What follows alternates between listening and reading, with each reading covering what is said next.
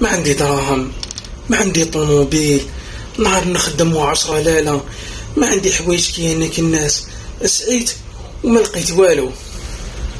يا أخي الله أعلم بك من نفسك، رانا في زمان إحلال صعيب، وفي المقابل الحرام راهو بقوة، من اللي تخرج من الدار والفتن تدي فيك وتجيب. بصح إذا كنت من الصابرين أبشر خويا العزيز. الرسول صلى الله عليه وسلم، صلوا على رسول الله، وعدنا بأجر 50 صحابي.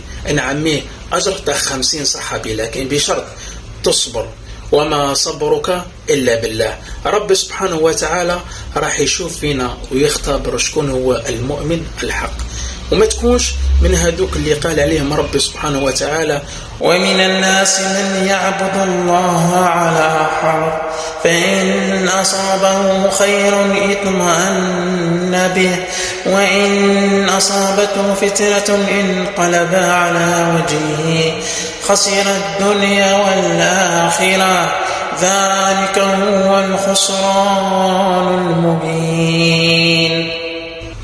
الإيمان اختار حبان. قول لي اختار حبان.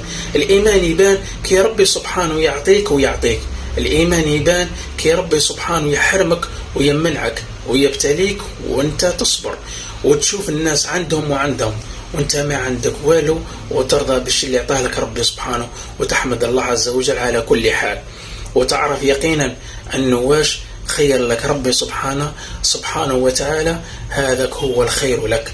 ودير في بالك الدعوات اللي دعيتها كامل وما استجابهاش الله عز وجل ما راحتش باطل، ربي سبحانه راح يبعد عليك السوء ولا يخبيها لك يوم القيامة.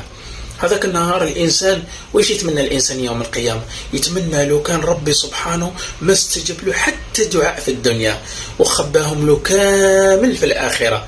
تخيل هذيك اللحظة أخوي العزيز، يوم لا ينفع المال ولا بنون إلا من أتى الله بقلب سليم.